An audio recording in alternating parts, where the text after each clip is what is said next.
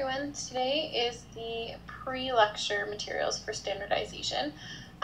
Basically the purpose of this lecture is to get you used to standardization, what it's used for, what the purpose is, some things to consider if you're going to be using standardization in work or in school, so things like number of categories, what standard population to use, if you should use indirect or direct standardization, and those sorts of things.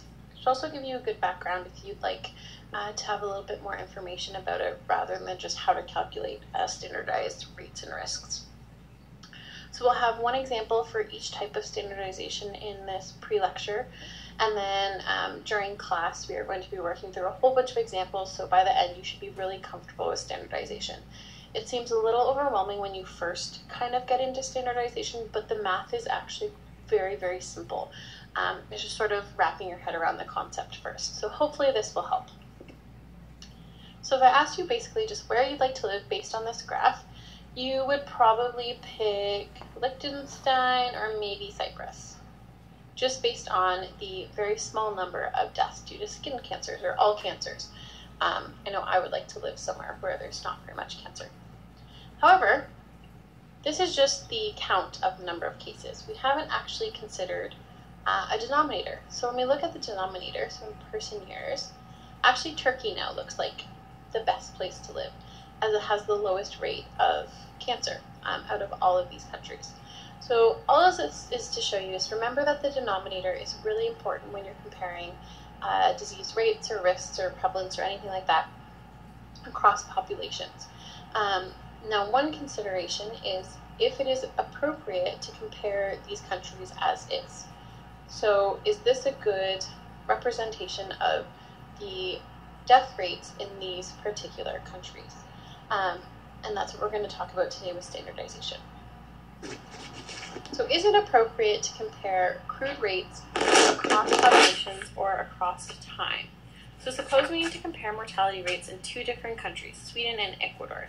So these are going to be the two countries that we're going to compare for the rest of the lecture today. So in 1994, the crude mortality rates in Sweden were 10.5 deaths per 1,000 person years, and Ecuador was 5.6 deaths per 1,000 person years. So which country has the higher risk of dying?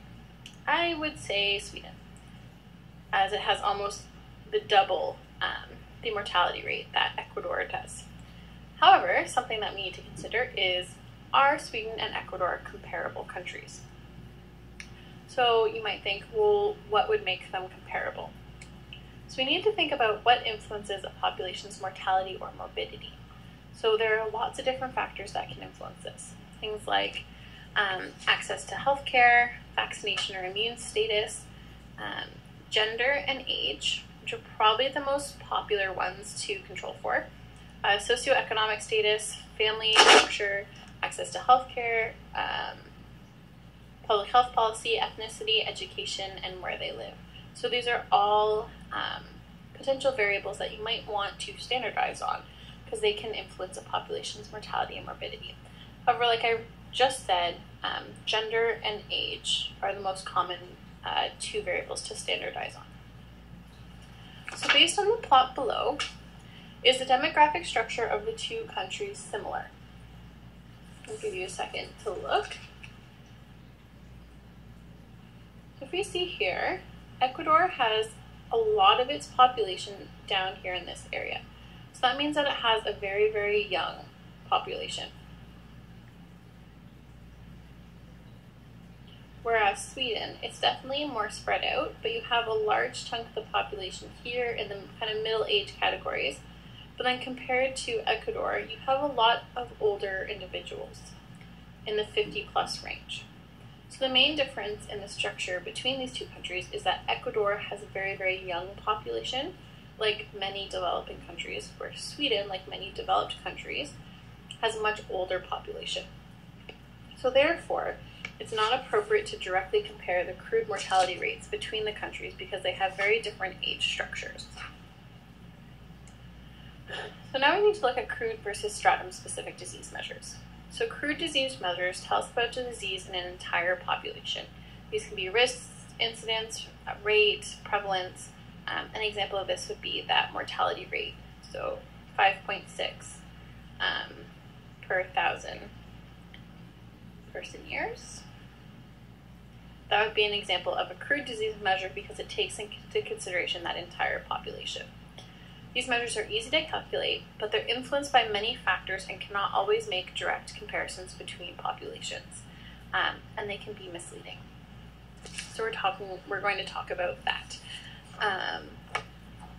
The stratum-specific disease measures are also called attribute-specific measures, and these disease measures are restricted to a specific group. So this can be by characteristic, things like age, sex, or breed. These are two very, very common ones.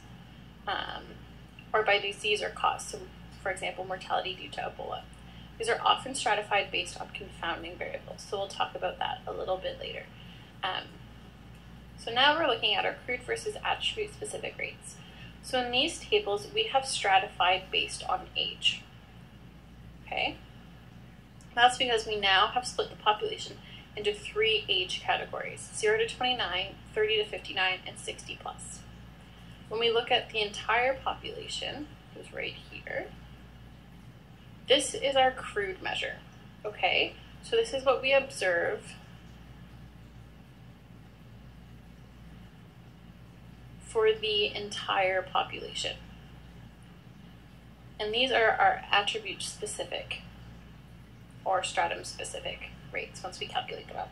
So first we need to calculate our stratum-specific rates for Ecuador. So to calculate that, you're just going to take the number of deaths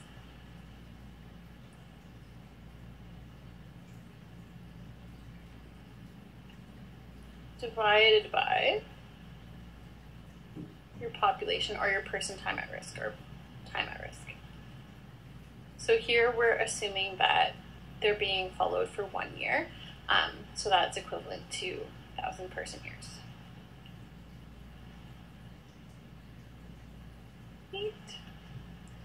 And that is going to leave you with 2.2 deaths per 1,000 person years. So I suggest you pause this now and you calculate out the remainders by yourself. I'll give you the answers. So this is just a good practice for you.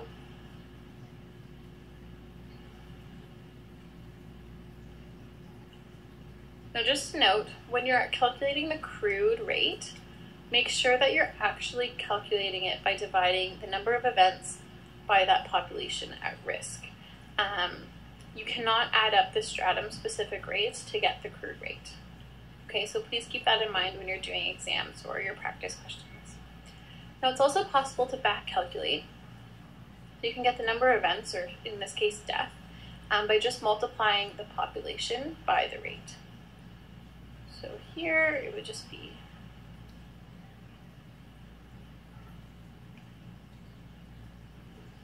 gives you 1,529 deaths. So you can do those yourself in practice. I'll give you the answers.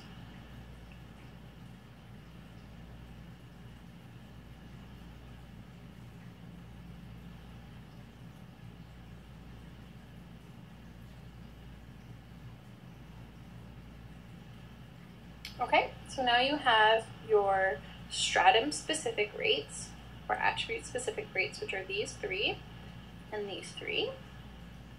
This is for each age group. And then you have your crude rates for each country. So what do these age-specific mortality rates tell you about the mortality rate for each country? So here in the 0 to 29 category for Ecuador, you have 2.2. In the same category for Sweden, you have 0.45. So it's much higher in Ecuador than in Sweden.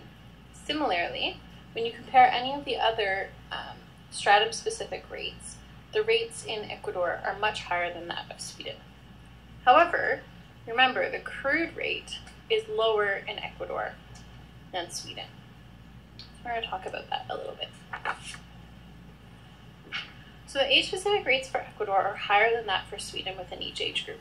Sweden has a higher crude death rate than Ecuador because it has a greater proportion of older people, and older people have higher death rates than younger people. All right, so therefore the crude death rate is a weighted average of attribute-specific mortality rates in the population. It is weighted by the proportion of the population in each group. So a good example of this is, say this is going to be your crude rate for Ecuador. And your population looks like this. So you have a lot of individuals in that younger age category, which is right here. So for this one, the crude rate was 2, or the stratum specific rate was 2.2. So when you're making up that crude rate, you're having a lot of influence come by that 0 to 29 category, just because they make up such a large component of that population. So all of that comes from the 0 to 29. Now you look at the next one, which is your 30 to 59, which has a crude rate of 3.7. That is a bit smaller. So it's going to make up larger percentage than the oldest category, but it's still not contributing as much as the younger category right here. Then when you get to the oldest category with the highest disease rate, or death rate, which is 48.7, it's contributing the smallest amount in that population, just because there's very, very few older people in this population because it's the developing country. So very, very little weight here at the top. Okay? So this is why Ecuador's disease rate, or crude death rate, looks so small, is because the majority of it's being heavily weighted by this very large young population, which is a very, very small death rate of 2.2. Where in Sweden, the opposite is the case. So because it has a much older population, almost a third of its population is in the 60 plus category, which has a very large or high death rate just because they're older. So now in this population, this demographic structure of almost having a third in each is giving much more weight to this age category, the 60 plus, that has a very, very high mortality rate, compared to the Ecuadorian population that has maybe a tenth or less weight into this older category. So this is why populations, if they're being compared, they need to have very similar underlying attribute or confounder distributions for the rates to be compared in a valid way. If you have something like Ecuador or Sweden and you're comparing them and it's something that age could play a big factor in, they're no longer comparable because their distributions in age are so different. So that's the purpose of standardization, is that you cannot compare populations with very different attributes. They're not comparable because of the way that they are weighted in that population. So all standardization is doing is you're removing the effects of that distribution in each of those populations. So in this instance, you're removing the effects of age in those populations by weighting it by the same weights using a standard population. So that's all standardization is doing. So we're going to talk about that a little bit more. So what is a confounding variable? I've mentioned this a couple times. So basically all of these factors that we had talked about before that can influence morbidity and mortality in a population could be confounders. And these are things you might want to control for with standardization. So a confounding variable hides or changes the true relationship between the exposure of interest and your outcome of interest. So there's 3 kind of check marks you have to go through for something to be a confounder. First, it needs to be associated with the exposure. So here, the confounding variable is causing the exposure to happen or is related to that exposure happening. So here, that's true. Secondly, it needs to be associated with the outcome. So here, the confounding variable is associated with the outcome because the arrow is going down this way. And then it cannot be a product of the exposure. So the exposure cannot cause this confounding variable to happen. If the arrow goes this way, it is no longer a confounding variable. It's an intervening variable, and we'll talk about that later on in the course, as well as in FB2. So for example here, if we're looking at cancer, and age, and death, as our outcome. So cancer can cause death, our outcome, so we're good there. Now, if we're looking at age, age is associated with cancer. Much older people have a higher risk of developing cancer than younger people. So the arrow is going to go this way. Cancer does not determine what your age is. So we can check this mark off. So we're 1/3 of the way to determining that age is a confounder of the relationship between cancer and death. Now, age can also be associated with dying. So very, very young individuals and very, very old individuals have a higher risk of dying than middle-aged or healthy individuals. So associated this way. So now we have checked off the second box because the age is associated with the outcome, which is dying. Now, is it a product of the exposure? So age, like I said before, can cause you to have cancer because you're getting older, your cells are getting tired, not as healthy, but cancer is not going to determine your age. So we've already decided that that arrow is going this way, so it is not a product of the exposure. So we have now checked that off. So now we can say that age is a confounder on the relationship between cancer and outcome. So that's why in a lot of standardization exercises or results, you're going to see that things have been standardized on age because it's confounding the relationship between the exposure that you're interested in and the outcome. So how do you control for confounding? So one way to control for confounding is to stratify the analysis based on the confounding variable. So for this one, in the last example we did, we said age was a confounder. For cancer,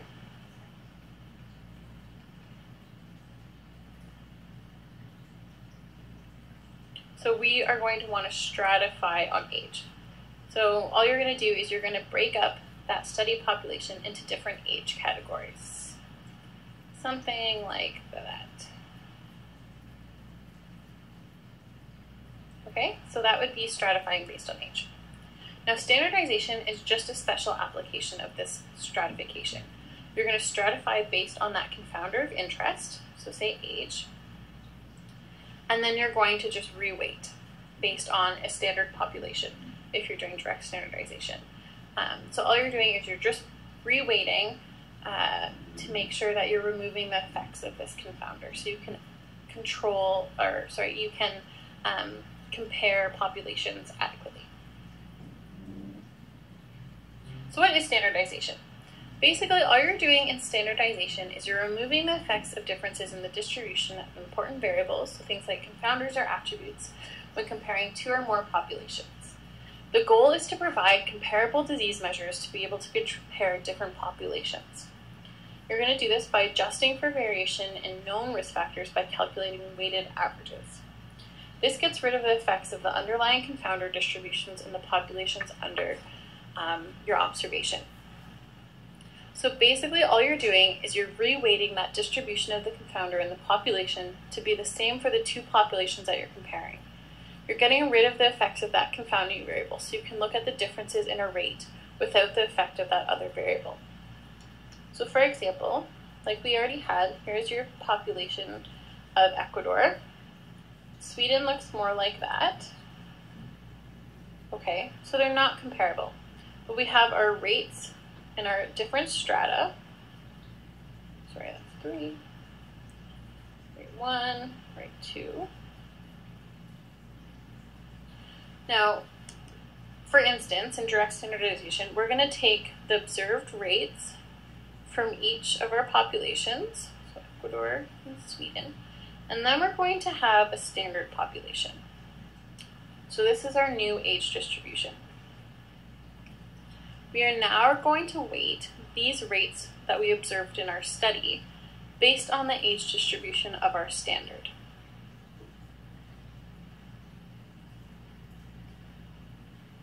So now, because they've been weighted on this exact same age distribution, you've now removed the effects of the age distribution in that population.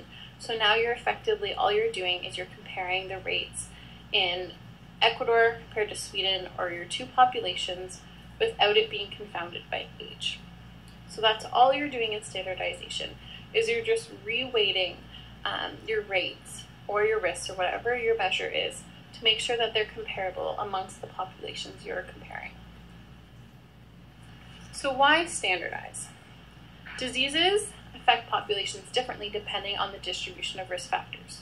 And populations have different distributions of risk factors, depending on their location, socioeconomic status, a lot of different factors. Rates, risk, prevalence may appear different from region to region because the distribution of these factors differs among populations. So examining crude rates alone can be misleading, especially important if the distributions of an important confounding variable are different, so things like age or sex. So right now, we think that Ecuador is a better place to live than Sweden because it has a much smaller crude death rate. Something along those lines.